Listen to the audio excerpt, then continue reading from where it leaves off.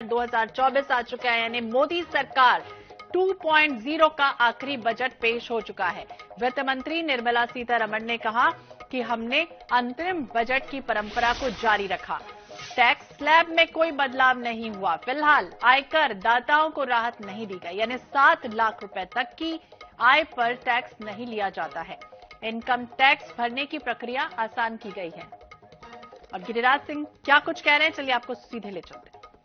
Varsha Nathwani and has a son Dhanraj Nathwani. Shri एक साथ करो ना। हाँ, अभी का जो अभी कर लिया सर। अभी अंतरिम बजट है, लेकिन इतना बढ़िया बजट जो एक दिशा देता है। अगले बार जब रेगुलर बजट पेश करेंगे, उस बीच का जो फासला है उसको पूरा करके साथ साथ पूरा 2047 तक विकसित भारत का नींव कैसे रखना है, इतना सुंदर से रखा। मैं तो किरण रिजिजू को भी आप सुन रहे थे, उन्होंने कहा इतने सुंदर तरीके से 2047 का रोड मैप तैयार किया गया है, ये बजट लाया गया है, ये ऐतिहासिक है, सफल और विकसित भारत का ये बजट है।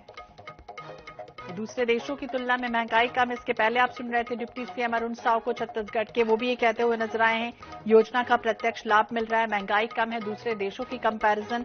और जिस तरह से बजट आया है, वित्त मंत्री निर्मला सीतारमण ने बजट पेश किया, इनकम टैक्स भरने की प्रक्रिया आसान हो गई तो रिफंड भी जल्दी जारी किया जाता है।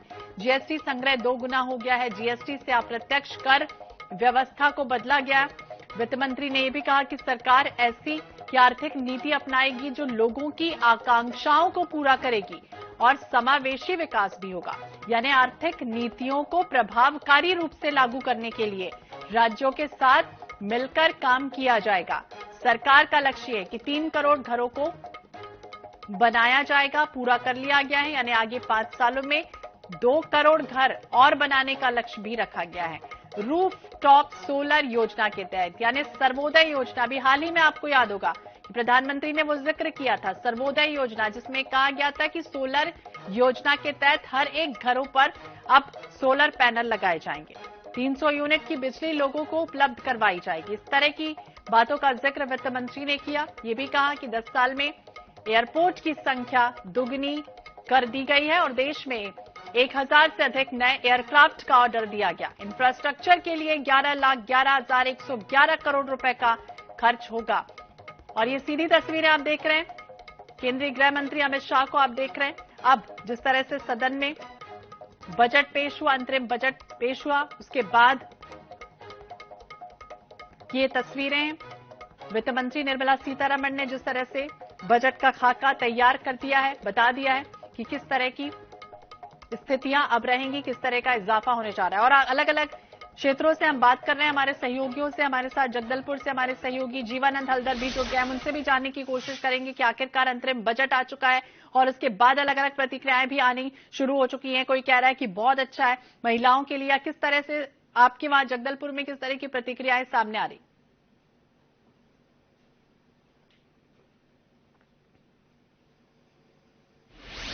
बजट पेश हुआ है, बजट में किस तरह के लोगों का प्रतिक्रिया है उससे जानने के लिए हमारे साथ यहाँ मौजूद है यहाँ के लोग।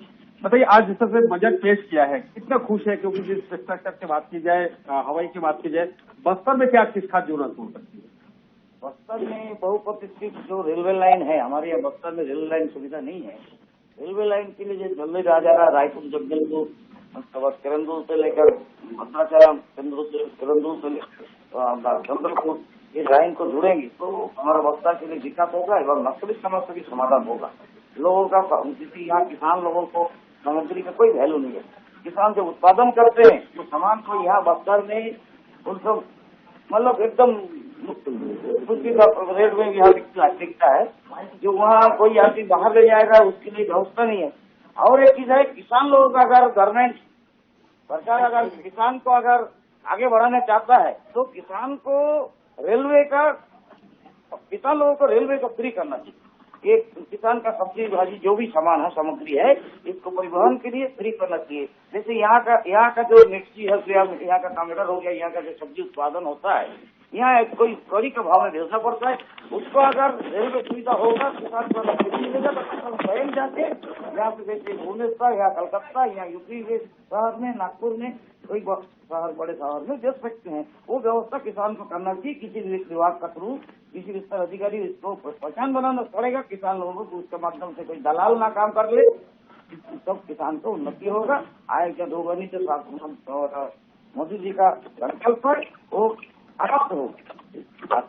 करते हैं हम आप हमारे साथ बताइए, आज जी जो यहाँ पे किया है संसद में, किस तरह को देखते हैं बजट को?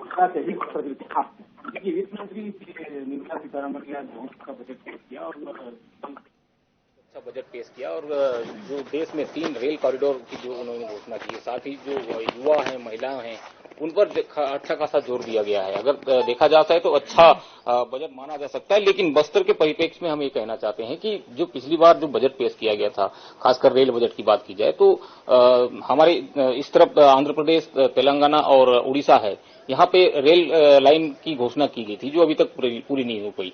आज भी आजादी के 75 साल हो चुके हैं, लेकिन राजधानी को जोड़ने के लिए किसी प्रकार का रेल लाइन हमारे पास उपलब्ध नहीं है। यहाँ से कांकेर जिले के कुछ इलाकों तक रेल लाइन आ गया, लेकिन जगदलपुर में आज तक, हाँ ठीक, दक्षिण भारत को जोड़ने के लिए रेल लाइन जरूर है, लेकिन जो यहाँ के लोग हैं जो उत्तर भारत की ओर जाना चाहते हैं, उनके लिए केवल और केवल एक सड़क मार्ग ही रह जाता है। दूसरी ओर खेती किसानी पर भी केंद्र सरकार ने जोर दिया है कि इस बार जो किसान हैं उनको कम से कम सुविधाएं दी जाए ताकि भारत कृषि प्रधान देश और विकसित हो सके। साथ ही मैं कहना चाहूंगा, बस्तर में भी अभी कृषि की बहुत सारी उम्मीदें हैं। अगर खासकर देखा जाए तो हर फसल बस्तरिया आजकल लेने लगा है, लेकिन उसके ट्रांसपोर्टेशन के लिए किसी तरह का कोई व्यवस्था नहीं है।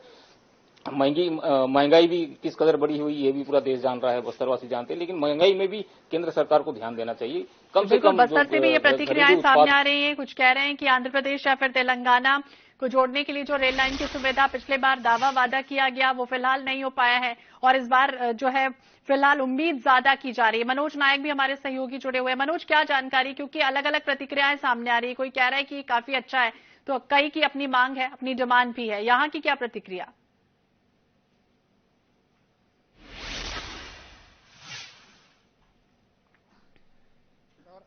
जब पेश हो रहा था तो Chhattisgarh chamber of commerce and industries के समस्त पदाधिकारियों की निगाहें भी थी। अभी हमारे साथ अध्यक्ष भी हैं अमर पारवानी जी, हम सीधे उनसे ही रूबरू हो लेते हैं। कारोबारी कैसे देखते हैं पूरे इस बजट को? देखिए, एक संतुलित बजट है और इंटरिम बजट में बहुत एक एक्सपेक्टेशन भी नहीं रहता, क्योंकि इंटरिम बजट है। जुलाई में पूरा बजट आएगा, उसमें हम लोगों का एक एक्सपेक्टेशन रहेगा कि कुछ अच्छा चीज बेनिफिट्स आने चाहिए, लेकिन एक संतुलित है और इंफ्रा में बहुत जोर दी है। करीब 11% एडिशनल एक्सपेंस की बात हो रही है, तो उसमें डिमांड जनरेट होगा तो ट्रेड इंडस्ट्री दोनों को फायदा होगा। प्लस 75,000 करोड़ रुपए स्टेट को इंटरेस्ट फ्री दे रहे हैं, उसमें भी स्टेट कहीं ना कहीं अच्छे काम में पैसा लगाएगा, फिर उद्योग व्यापार को। और इंफ्रा की बात कर रहे हैं, चाहे 2 करोड़ मकान बनाने की बात हो रही है या आपका रेलवे की बात हो रही है या वो रेलवे वंदे भारत की, या जो 3 स्पेशल कॉरिडोर बना रहे हैं ट्रांसपोर्टेशन के लिए, वो बहुत अच्छी बात है। इसमें लॉजिस्टिक कॉस्ट इंडिया में बहुत अधिक है, इसमें मैं समझता हूँ लॉजिस्टिक कॉस्ट में अगर थोड़ा रेट कम आएगा तो उसमें हमारा जो ग्लोबल मार्केट से कॉम्पिटिशन होने में एक एडिशनल एज रहेगा हिंदुस्तान का, तो ये बहुत अच्छी प्लस पॉइंट है। और बेसिकली पूरा फोकस इंफ्रा में। टैक्सेशन में कोई बदलाव नहीं हुआ, स्लैब में किसी प्रकार के कोई बदलाव नहीं हुए, साथ ही साथ जो है छूट की सीमा भी नहीं बढ़ी है। देखिए, टैक्सेशन में जो बदलाव नहीं हुआ है उसको 2 तरीके देखने का। एक, हम सबका एक्सपेक्टेशन रहता है कि हमको कुछ ना कुछ छूट मिलना चाहिए। जब एक साइड सारे छूट दे रहे हैं तो अगर कोई टैक्सेशन बढ़ नहीं रहा है तो वो भी पॉजिटिव साइन है, लेकिन हमको जुलाई के ऊपर हमको वेट करना चाहिए।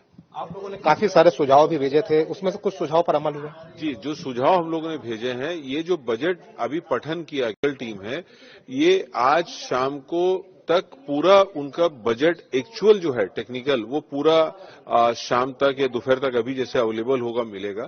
उसमें हम लोग बैठ के अध्ययन करेंगे। अध्ययन करने के बाद वो, क्योंकि वो पूरा टेक्निकल है, तो अध्ययन करने के बाद समझ में आएगा कि हमारे क्या क्या पूरा हुआ, क्या पूरा नहीं हुआ। इसके ऊपर हम कल आपको अपडेट करेंगे। निश्चित रूप से कहीं न कहीं आप मशीनरी व्यवसाय से जुड़े हैं, तो कृषि सेक्टर को कितनी मजबूती मिल रही है इस अंतरिम बजट? देखिए, कृषि सेक्टर को कोई भी मजबूती नहीं मिल रही है। किसानों के लिए शायद एमएसटी का रेट बढ़ाया गया है, लेकिन एग्रीकल्चर में जो मेरी एक उम्मीद थी कि किसान, महिला और युवाओं के लिए इसमें चुनावी वर्ष है और इनके लिए वैसे भी बहुत जरूरत है बेरोजगार युवाओं के लिए, तो इसमें कुछ आना चाहिए था।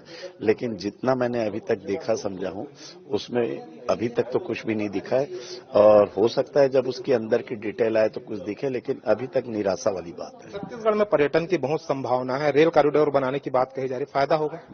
नहीं, रेल कॉरिडोर जो बनाया जा रहा है वो अपना कमर्शियल के लिए बनाया जा रहा है, उसमें कहीं भी अपना इस जो आपने कहा उसके लिए नहीं है। तो किसी प्रकार का कोई फायदा नहीं होगा? देखिए, कुछ चीजें होती है बगैर पढ़े जाने अपन बोल नहीं सकते। होगा, जो बड़े उद्योगपति हैं शायद उनको कुछ फायदा हो रहा होगा, लेकिन मैं एक छोटा व्यापारी हूं, हम लोग आम व्यापारी हैं, हमको इसमें कुछ भी बदलाव या कुछ भी नया नहीं दिखा। भारत का संकल्प लेकर चल रही है मोदी सरकार, बजट में क्या लगता है रियल एस्टेट सेक्टर को मजबूती मिलेगी? हाँ, बिल्कुल, रियल एस्टेट को बहुत मजबूती दी है, 11% उसमें इंक्रीज किया है। तो कहीं ना कहीं इंफ्रास्ट्रक्चर में जो फोकस होता है वो कहीं ना कहीं व्यापार को भी वो बेनिफिट पड़ता है। तो ये बहुत अच्छा बजट देखा सकते हैं आप इंफ्रास्ट्रक्चर के हिसाब से। लेकिन आम बजट के हिसाब से देखें कि आम जीएसटी जब महिला, ये उस बजट में संतुलित बजट है। एक चीज और इन्होंने बहुत अच्छा किया, इनकम टैक्स जो 2009 तक का 25,000 की देनदारी थी और 2024 तक 10,000 की देनदारी, उसको खत्म कर दिया। ये उसके एप्रिसिएशन हम करते हैं। इस बजट को अभी अंतरिम बजट है, लेकिन सर्वहारा वर्ग का बजट माना जा सकता है? देखिए, सर्वहारा बजट तो नहीं माना जा सकता, लेकिन अंतरिम बजट है, इससे ज्यादा अपेक्षा करना भी सही नहीं है। बाकी है महिला, किसान और रोजगार वाले उनके लिए सही है। देखिए, अब इंफ्रास्ट्रक्चर 11.8% बढ़ रहा है, रेलवे के 41,000 डब्बे जो नॉर्मल डब्बे हैं उनको वंदे भारत के डब्बों में कन्वर्ट करने की बात चल रही है। टूरिज्म में बहुत अच्छा फैसला लिया गया है। आध्यात्मिक टूरिज्म किया हुआ है। आध्यात्मिक टूरिज्म के हिसाब से आप देखेंगे कि छत्तीसगढ़ को ही फायदा होगा कि मां कौशल्या मंदिर जो कॉरिडोर बन रहा है आज नहीं तो कल, उस पर बहुत अच्छा होने वाला है। तो ओवरऑल बजट संतुलित है। कारोबारी जो उम्मीद कर रहे थे, क्या वे उम्मीद पूरी हो रही है? देखिए, इनडायरेक्ट तरीके से तो कारोबारियों को फायदा होगा, बाकी डायरेक्ट फायदा कभी कारोबारियों को किसी भी सरकार ने दिया। इनडायरेक्ट क्योंकि देखिए, जैसे रेलवे के डब्बे बनेंगे तो आयरन का ट्रेड बढ़ेगा, इंफ्रास्ट्रक्चर बढ़ेगा तो सीमेंट का ट्रेड बढ़ेगा, मतलब कनेक्टिविटी ट्रेड्स बिल्कुल बढ़ेंगे। तो इनडायरेक्ट फायदा वैसे भी व्यापारी को हमेशा इनडायरेक्ट ही मिलता है, डायरेक्ट कुछ नहीं मिलता। अलग अलग फायदे होते हैं हर वर्ग को। बात करते हैं महिलाओं की, तो महिलाओं को भी सशक्त बनाने की बात कही गई है। क्या लगता है, सशक्त हो पाएंगे? बिल्कुल सशक्त हो पाएंगे, क्योंकि हमारे प्रधानमंत्री जी चाहते हैं कि हमारे देश की महिलाएं, क्योंकि महिलाएं रीढ़ की हड्डी मानी जाती हैं परिवार में, समाज में, और यदि रीढ़ की हड्डी मजबूत होगी तो निश्चित रूप से हम उतनी ही प्रगति करेंगे, हमारा देश प्रगति करेगा। तो उसको बढ़ावा देने के लिए महिलाओं के लिए आप जितना चाहे बजट में हो या उनके लिए मेडिकल में हो, शिक्षा में हो, जितनी सुविधाएं आप दे सकते हैं वो जरूर देना चाहिए। उससे लिविंग में फर्क आता है। आजकल देखेंगे कि महंगाई, हम बात करते हैं, अभी बात हो रही थी अर्थव्यवस्था के साथ महंगाई जुड़ी हुई है, लेकिन महंगाई के साथ साथ यदि पर्क्स बढ़ाए जाएं, हमारी इनकम बढ़ाई जाए, तो उसके लिए जो ज्यादा से ज्यादा किया जा सकता है महिलाओं के लिए करना चाहिए, क्योंकि दोनों ही पहिए यदि बराबरी से चलेंगे तो परिवार का जो स्टैंडर्ड होता है, लिविंग स्टैंडर्ड, वो बढ़ जाता है, और लिविंग स्टैंडर्ड परिवार का बढ़ेगा तो समाज का बढ़ेगा तो निश्चित रूप से देश का भी स्टैंडर्ड बढ़ेगा और देश की अर्थव्यवस्था बहुत अच्छी होगी कि दोनों लोग काम करेंगे तो इससे फर्क तो पड़ेगा। तो महिलाओं को मजबूत करने की बात कही जाती है, लेकिन जो बात करें महिला उद्यमियों की संख्या की लेकर, तो कहीं ना कहीं काफी कम है महिला उद्यमी इस क्षेत्र में आ नहीं पाते। महिलाएं इसलिए नहीं आ पाती कि उन्हें पूरी तरह से आर्थिक रूप से सहयोग नहीं मिलता। मेरा सरकार से एक उम्मीद है कि वो महिलाओं को कम रेट ऑफ इंटरेस्ट में लोन दे, और जो हमारा स्लैब लिमिट है इनकम टैक्स की वो 7 लाख से 10 लाख की जाए, ताकि महिलाएं ज्यादा से ज्यादा उद्यमी बने और ज्यादा के क्षेत्र में आत्मनिर्भर बनाने की कोशिश की गई। हालांकि प्रधानमंत्री ने भी ये कहा था कि GYAN यानी कि ज्ञान का बड़ा जिक्र हुआ था। जगदलपुर ले चलते हैं, जीवानंद, ज्ञान का बड़ा जिक्र हुआ था। कहा गया था कि गरीबी, युवा, और A फॉर अन्नदाता और N फॉर नारी, यानी नारी के लिए साफ तौर पर ये प्रावधान रखा गया। और अगर हम इस बजट को देखें तो गरीबी के लिए कहा गया कि 78 लाख यानी स्ट्रीट वेंडर को मदद की गई है, गरीबी हटाई गई है। और युवा के लिए ये भी कहा गया कि उच्च शिक्षा के क्षेत्र में 7 नए IIM IIT क्षेत्र के जो कॉलेजेस हैं वो खोले जाएंगे। नारियों का भी दिख रहा है कि उद्यमिता के क्षेत्र में विकसित वो राह पर आगे बढ़ाने की कोशिश है और युवाओं के लिए भी खासतौर से बहुत सारी बातों का जिक्र है। MSP भी जो है वो बढ़ा दी गई है किसानों के लिए। तो किस तरह की प्रतिक्रिया है? जी देखिए, जिस तरह से आज जब बजट पेश हुआ, बजट में खासतौर पर एक चीज देखा गया कि यहाँ पर जो MSP है किसानों को बढ़ाया गया है और युवाओं की बात की जाए, महिलाओं की बात की उसमें भी रियायत दिए गए। क्या मानते हैं, किस तरह से बजट को आप देखते हैं? MSP बढ़ा है वो तो अच्छा बात है, लेकिन क्या यहाँ का लोग तो MSP में धान और दाल भुट्टा का रेट मिलता है, लेकिन क्या है बाकी जो आइटम है यहाँ जैसे बस्तर में मूल करके मिर्ची उत्पादन होता है, टमाटर उत्पादन होता है एवं बहुत सारा मतलब जो सब्जी उत्पादन होता है, जो बस्तर का लोग किसान को कोई फल उत्पादन होता है उसका तो पूरा मतलब कड़ी के भाव में मतलब बिचौलिया के बीच में बेचना पड़ता है उसका। उसके लिए यहाँ पे कम से कम रेलवे लाइन का व्यवस्था हो पूरा हमारा बस्तर में, तो सब तरह उनका व्यवस्था हो। तो जैसे तरबूज भी बहुत उत्पादन होता है बस्तर में, लेकिन यहाँ पे उसका कोई भाव नहीं है, रेट नहीं है। यहाँ किसान को जो अपना बिचौलिया जो दलाल लोग जो भी रेट बोले उसी में बेचना पड़ता है, ये मजबूरी है। इसके लिए शासन को कोशिश करना चाहिए और मैं उम्मीद करता हूँ नरेंद्र मोदी जी इसको लिए करेंगे और हमारा आवाज भी उनका तक पहुँचेगा। ये मतलब जो बजट पेश किया है अगर सर्वहारा वर्ग के लिए कितना लाभ फायदेमंद हो, क्या मानते हैं? देखिए, जिस तरह से किसानों के लिए MSP बढ़ाया गया है उससे निश्चित रूप से किसानों को फायदा होगा। साथ ही देश में 7 IIM की भी घोषणा हुई है। मुझे लगता है कि देश में शिक्षा की काफी आवश्यकता है और जिस तरह से केंद्र सरकार काम कर रही है मुझे ये अच्छा लग रहा है कि जो आज का जो बजट है काफी अच्छा रहा और भी कुछ जानकारी प्राप्त होने पर बात की जा सकती है। लेकिन जैसे दादा ने कहा कि वाकई में बस्तर को अछूता माना जाता रहा है। यहाँ भी आज भी सड़कें नहीं है, आज भी पेयजल सुविधा नहीं है, स्वास्थ्य सुविधा की भी काफी कमी है। तो निश्चित तौर पर अगर रेल लाइन जैसी जो बड़ी योजनाएं बस्तर को दी जाती है तो बस्तर का काफी विकास हो सकता है। देखिए, नक्सलवाद क्षेत्र माना जाता है बस्तर को और आज दिन घटनाएं होती रहती है। इंफ्रास्ट्रक्चर की काफी कमी भी है। केंद्र सरकार और राज्य सरकार मिलकर अगर इन इलाकों तक अपनी पहुंच बढ़ाती है और खासकर जो रेल लाइन का मुद्दा वर्षों से बस्तरवासी कर रहे हैं, अगर रेल लाइन की अगर यहाँ निर्माण किया जाता है तो निश्चित तौर पर बस्तर को काफी फायदा होगा। काफी अच्छा बजट था जी। तो बिल्कुल काफी अच्छा बजट था, सुदृढ़ था, ये कहना है। प्रतिक्रियाएं भी सामने आ रही है। मनोज नायक भी हमारे साथ लगातार जुड़े हुए हैं। मनोज, ये भी हमने सुना कि वित्त मंत्री ये भी कहते हुए नजर आई हैं कि GST से एक राष्ट्र एक बाजार बना, यानी GST पूरी तरह से लाभान्वित और विकास की राह में आगे बढ़ती हुई नजर आई। तय समय पर सारे प्रोजेक्ट पूरे हो गए, यानी कुल मिलाकर ये भी कहती हुई नजर आई है कि पहले की कंपैरिजन, अभी की कंपैरिजन और आगे आने वाले समय की कंपैरिजन अगर हम करें तो लगातार विकसित राष्ट्र बनता जाएगा।